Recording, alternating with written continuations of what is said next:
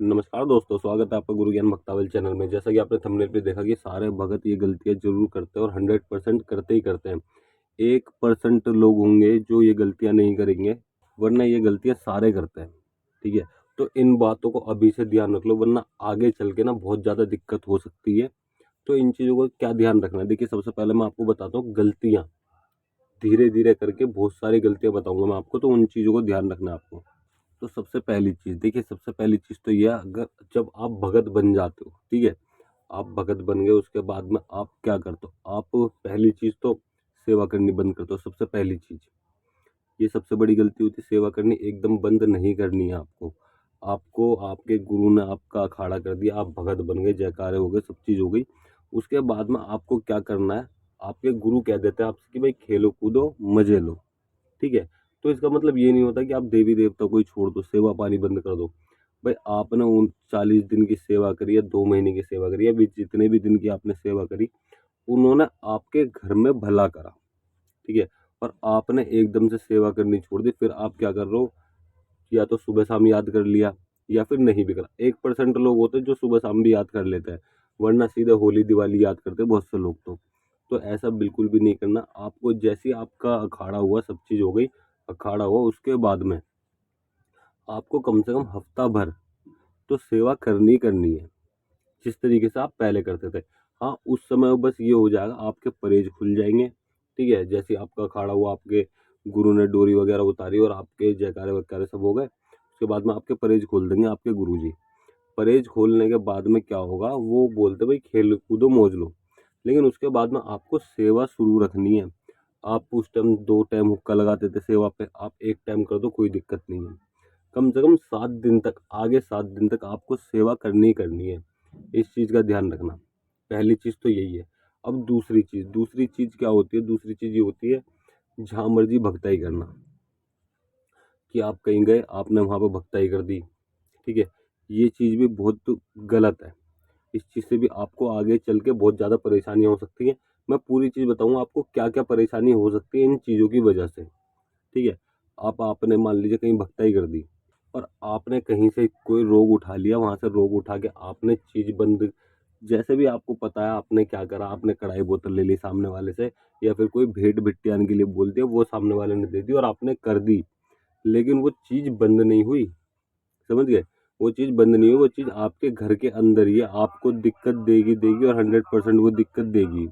बाकी मैं आपको आगे बताऊँगा कि ये दिक्कत होएगी क्यों और वो चीज़ क्यों बंद नहीं हुई, ठीक है? अब और चीज़, जैसे बहुत सी बार क्या होता है, नए-नए भगत जो बनते हैं वो देवी-देवताओं को गालियाँ बकते हैं, कि सामने कोई रोग है तो उस देवता को बोलते हैं कि मैं उठा के बंद कर दूँगा, मैं ये कर दूँगा, मेरा गुरु बैठा है पीछे, मैं फलाना कर दूँगा, मैं ढिमकाना कर दूँगा। तो ये चीज़ सबसे बड़ी गलती होती है। कभी भी ऐसा किसी भी देवता के बारे में नहीं बोलना, चाहे वो वहाँ पे अच्छे में है, चाहे वो वहाँ पे बुरे पे है, ठीक है? कभी भी किसी भी देवता के बारे में बुरा नहीं बोलना, चाहे वो आपके घर में पहले रोग में था और आपने उसको, जो भी आपके गुरु ने करा, आपके घर में भला कर दिया और वही चीज़ सामने वाले के घर में है, तो आप उसको गाली बक रहे हो, बुरा-भला बोल रहे हो, तो ऐसा कभी नहीं करना, समझ गए? क्योंकि जब तक आपके गुरु आपको बताएँगे ना, जब तक वो काम कर देगा, समझ गए?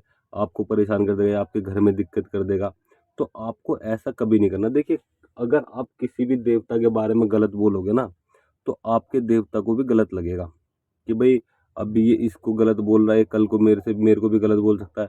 क्यों? क्योंकि आपसे कोई ना कोई गलती होगी, तो आपके देवता भी आपसे रुष्ट हो सकते हैं और आपके घर में थोड़ी बहुत दिक्कत कर भी सकते हैं वो भी।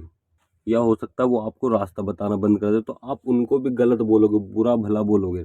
तो इस वजह से आपके देवी-देवताओं को भी बुरा लगता है और कई बार ऐसा होता है कि जो नए-नए भगत बने, वो दूसरे के गुरु उस्ताद की मिथ्या करते हैं, कि तुम्हारे गुरु के पास क्या है, मेरे गुरु के पास आ जाओ, अपने गुरु को छोड़ दो या फिर उनके गुरु को क्या अपने गुरु को ही बुला लियो। इस तरीके से बहस हो जाती है। आजकल मैंने देखा बहुत से नए-नए शिष्यों में कि इस तरीके से बहस हो जाती है कि अपने गुरु को ही बुला लियो, मैं अकेला काफ़ी हूँ। मैंने अगर अपने गुरु को बुला लिया, तो देखिए गुरु आपके भी हैं और गुरु सामने वाले के भी है। आपके गुरु ने आपके घर में भला करा और सामने वाले के गुरु ने सामने वाले के घर में भला करा है। तो गुरु दोनों बराबर हैं, गुरु के नाम की कभी मिथ्या नहीं करनी, ठीक है? जिसके नाम के आगे गुरु लग गया ना, उसकी कभी भी मिथ्या नहीं करनी, इस चीज़ का आपको हमेशा ध्यान रखना है। इस चीज़ से भी व्यक्ति बहुत ज़्यादा परेशान रहते हैं, नए-नए शिष्य बहुत जल्दी परेशान हो जाते हैं, ठीक है? और इसी वजह से देवी-देवता भी साथ छोड़ के चले जाते हैं।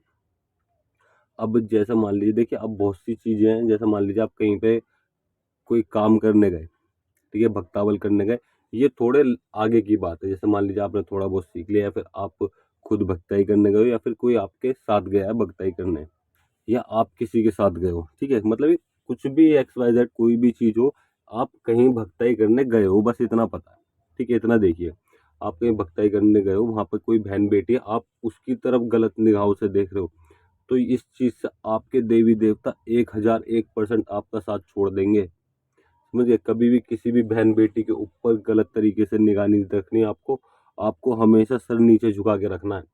अगर आप भक्तावल में गए हो चाहे कैसे भी गए हो, किसी की बहन-बेटी को कभी भी ऐसे नहीं देखना चाहिए, ठीक है? तो इस चीज़ का आपको ध्यान रखना है। इस चीज़ अगर ये गलती हुई, तो 1001% है कि आपके देवी-देवता आपका साथ छोड़ देंगे। तो आपको कभी भी ये गलतियाँ नहीं करनी है, इस चीज़ का हमेशा ध्यान रखना। और गलतियाँ क्या होती हैं? और गलतियाँ ये होती हैं कि आपने कहीं खाना खाया, ठीक है? आप किसी के यहाँ अखाड़े में गए, किसी के यहाँ पे कुछ भी काम करने गए, आपने वहाँ पर उन्होंने सबसे पहले देखिए आपको पानी देंगे। तो हमारे गुरु उस्ताद ने सिखाया कि खाने से नमक से पहले पानी मिलता है, उसका भी हक अदा करना है, ठीक है? तो इस चीज़ का आप ध्यान रखिएगा। अगर आपको किसी ने प्यार से पानी दिया ना और वो परेशान है, तो आप उसको रास्ता ज़रूर दिखाइएगा, ठीक? और दूसरी चीज़ जो है, जैसे मान लीजिए आपके घर पे कोई परेशान व्यक्ति आ गया और आपको कुछ भी नहीं पता, आपको कुछ भी नहीं आता, ना पूछा-तार देखनी आती, ना कुछ आता, तो आप उसको तसल्ली दीजिए, आप उसको रास्ता दिखाइए कि आप मेरे गुरु के पास चलिए या फिर आप कहीं वहाँ पे चलिए, जहाँ भी आप ले जा सकते हो, जो भी चीज़ आपको पता है, आप उसको वहाँ के लिए रास्ता दिखाइए। या सीधे हाथ जोड़ के मना कर दो कि बाबूजी मेरे बस की नहीं है, मुझे अभी इतना ज्ञात नहीं है, मैं अभी आपको कुछ भी नहीं बता सकता, आपको किसी भी चीज़ का रास्ता नहीं बता सकता। अगर आप उसको मना करोगे कि भई नहीं है और बाद में फिर आप अपने उसमें कि ऐसे-ऐसे परेशान था, मेरे पास आया था, तो इस चीज़ से भी देवी-देवता रुष्ट होते हैं। ये चीज़ें वो है जो हर भगत को पता होनी चाहिए, क्योंकि देवी-देवता एक बार रुष्ट हो गए ना, तो जल्दी नहीं मानते, इस चीज़ का आपको ध्यान होना चाहिए। फिर आपको बहुत कर्म करने पड़ेंगे, तब देवी-देवता मानेंगे। देवी-देवता के लिए अलग-अलग कर्म होते हैं। आपको जानना है तो आप मुझे कमेंट करना, मैं अगली वीडियो उसी चीज़ के ऊपर बनाऊँगा कि आप देवी-देवता के लिए क्या-क्या कर्म कर सकते हो। और कभी भी किसी का बुरा मत करना, ये चीज़ भी सबसे मेन चीज़ है। जैसे आप भगत बन गए हो और आपके घर पे किसी ने बुरा करा है, ठीक है? जिसने भी गलत करा, तो आप उसका बुरा मत करना, ठीक है? या फिर कोई खामखा आप किसी का बुरा कर दो, तो कभी भी ये काम मत करना। क्यों? क्योंकि देखिए अगर आपका बुरा करा है किसी ने, ठीक है? तो उसको अपने आप सज़ा मिल जाएगी। आपके देवी-देवता अपने आप उसको दिखा देंगे कि हाँ, क्या है? क्या कर रहा है तू और क्या है वो है? मतलब कि अपने आप आपके देवी-देवता सज़ा दे देंगे, आपको देने की कोई ज़रूरत नहीं पड़ेगी। दूसरी चीज़, अगर कोई व्यक्ति आपको बार-बार परेशान कर रहा है तो देखिए हल्का-फुल्का झटका आप दे सकते हो, उसमें कोई दिक्कत नहीं होती। लेकिन खामखा किसी के भी ऊपर कोई भी तंत्र क्रिया मत करना, ठीक है? क्यों? क्योंकि आगे भी बहन-बेटियाँ हैं, बच्चे हैं उनके, तो आप इस चीज़ का ध्यान रखना। इस चीज़ की वजह से ना आपके भी देवी-देवता साथ छोड़ सकते हैं। अब आपने देखा होगा कई बार कि कोई भगत बहुत ज़्यादा गलत करता था किसी व्यक्ति का, ठीक है? या फिर सबका। अब उसको लास्ट में इस तरीके से हो गया, उसकी हालत ऐसी हो गई कि किसी ने उसके मुँह में पानी भी नहीं डाला, ठीक है? और ना उसके देवी-देवता साथ में रहे, ना कोई, और उसके ऊपर ही उल्टी तंत्र क्रिया भारी पड़ गई। अब किसी ने करा या नहीं करा देखिए ये नहीं पता होता। और हाँ, एक चीज़ और, कि कोई भी व्यक्ति उसके ऊपर नहीं करता, उसके देवी-देवता खुद उसको परेशान करते हैं और फिर किसी की चलने भी नहीं देते और ना खुद चलाते। ठीक है? तो इस चीज़ का आपको ध्यान रखना है कि आपके देवी-देवता खुद आपके विरोध में नहीं होने चाहिए, आपके देवी-देवता हमेशा आपके साथ होने चाहिए। अगर आपको देखिए मैं आपको बताऊँ, आप जो पूछोगे मैं उस चीज़ के बारे में आपको ज़रूर बताऊँगा। हाँ, थोड़ा लेट हो सकता है कि हाँ, मैं 2-4 दिन आपको नहीं बता पाया, लेकिन आपके लिए वो वीडियो ज़रूर बना के दूँगा मैं उस चीज़ के ऊपर, जिस भी चीज़ के बारे में आप जानकारी चाहते हो। आपको उस चीज़ के बारे में पूरी गहराई में बात बताऊँगा, उस चीज़ के बारे में कि इसको इस तरीके से करा जाता है और ऐसे करा जाता है। ठीक है? तो अगर आपको किसी भी चीज़ के बारे में जानकारी चाहिए, आप हमसे हमारे इंस्टाग्राम चैनल पर भी संपर्क कर सकते हो या फिर आप हमें कमेंट कर सकते हो। मैं अगली वीडियो ज़रूर बनाऊँगा उस चीज़ के ऊपर। और अगर आपको हमारे द्वारा दी गई जानकारी अच्छी लगी हो तो वीडियो को लाइक करें, चैनल को सब्सक्राइब करें और बेल आइकन ज़रूर दबाएँ, ताकि हमारे द्वारा दी गई जानकारी आप तक समय पर पहुँच सके।